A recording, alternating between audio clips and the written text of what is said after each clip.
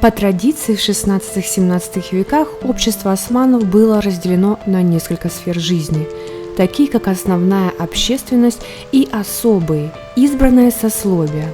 Чтобы обозначить определенное сословие, были использованы термины, такие как хасса, что означает избранный, и термин амма, это означало чернь. Титул хасики был придуман султаном Сулейманом Великолепным, чтобы почтить и возвысить любимую наложницу Хюррем. Хюррем отнюдь не была красавицей, как утверждают исторические записи тех времен. Более того, некоторые иностранные послы при дворе султана Сулеймана называли ее даже некрасивой. Но она была молода, обладала острым умом, задорным характером и милой улыбкой, за что и получила свое имя. Сулейман сам дал ей это имя после того, как Хюррем приняла ислам. Хюррем переводится как «яркая», «смеющаяся», «радующаяся жизни». Благодаря своему уму и природному обаянию она смогла так очаровать и влюбить в себя султана, что тот не только сделал ее свободной женщиной, но и вступил с ней в официальный брак, а затем присвоил титул хасики. Хюррем была очень образована, знала несколько языков, изучила основы уклада жизни османов. Все это помогло ей завоевать любовь и доверие султана на всю жизнь. Многие даже связывали ее влияние на султана с колдовством и чарами, ведь объяснения у простого народа тому, как султан мог влюбиться в простую наложницу, не было. По закону султан мог иметь как одну хасики, так и несколько. Однако, по одной из версий, Хюррем была против того, чтобы султан посещал других женщин. И на удивление общественности Сулейман пошел ей навстречу в этом вопросе. Хасики имела огромное влияние в гареме султана, практически такое же, как и Валиде Султан. Любимые жены султана имели свои покои недалеко от покоев Валиде Султан. Им предоставлялось все самое лучшее. Это особый статус объяснялся тем, что у любимой жены султана было больше шансов стать матерью потенциального султана, чем все другие кровные родственницы падишаха. Как известно, женщина, родившая султану ребенка, приобретает титул султан.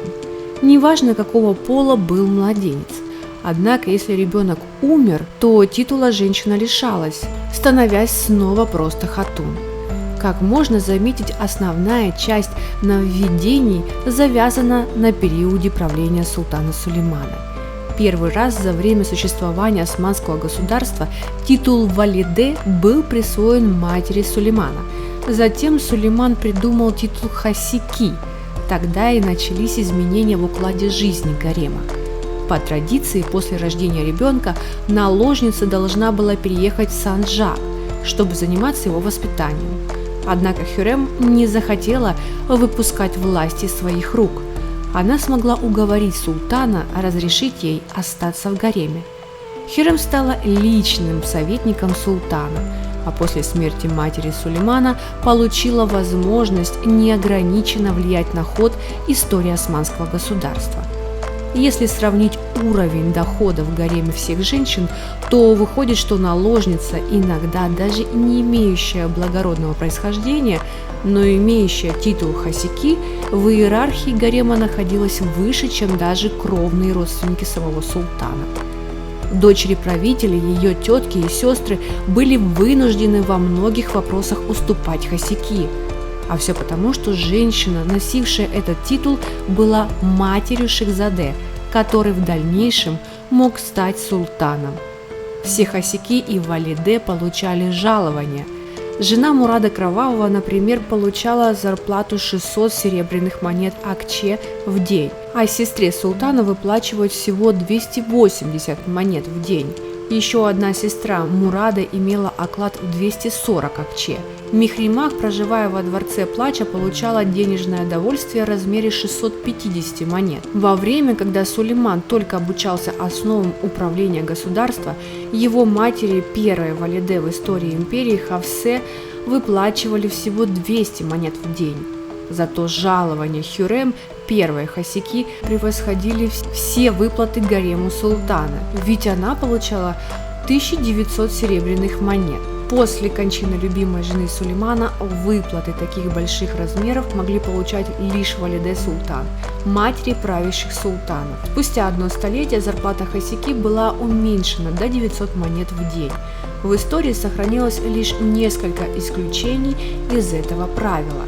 Во время правления Селима II хасики Нурбану получала денежное довольствие в количестве 900 акчей в день.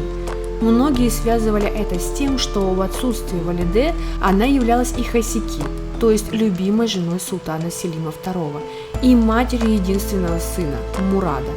А София, ставшая хасики Мурада III, получала денежное довольствие в размере 700 монет. Самыми запоминающимися хасики в Османской империи были Кюсем, София, Хюррем и Нурбану. Все они, кроме Хюррем, пережили своих мужей и позднее получили титул Валиде. И вторым исключением из правил было время правления Мурада. Султан принял решение увеличить зарплату хасики до 1000 акчей в день. Увеличение выплат в целом всем проживающим во дворце. Султан Мурад III пытался самоутвердиться на престоле после многих лет правления своей матери Кесем Султан. Как показывает история, женщина, получившая титул хасики, сохраняла его до самой смерти. Правда, сумма жалования после отставки хасики не всегда оставалась такой значительной, но бывали исключения. К примеру, хасики Кесем до восшествия на трон своего сына Мурада IV получила зарплату 900 акче в течение нескольких лет после смерти султана Ахмеда I. Любимая жена Османа II, хасики Айше, не имевшая сыновей для дополнительного статуса будущей Валиде, в течение 18 лет после смерти своего супруга также получала жалование в размере 900 монет в день. Однако ближе к концу 17 века титул хасики переставал давать особый статус своим обладательницам. Примером тому было, что хасики Ибрагима и того же Мурада IV после отставки выплачивалось лишь по 100 серебряных монет в день. Наложница Ахмеда II, удостоена титула хасики Арабие Султан, стала последней хасики в истории Османской империи.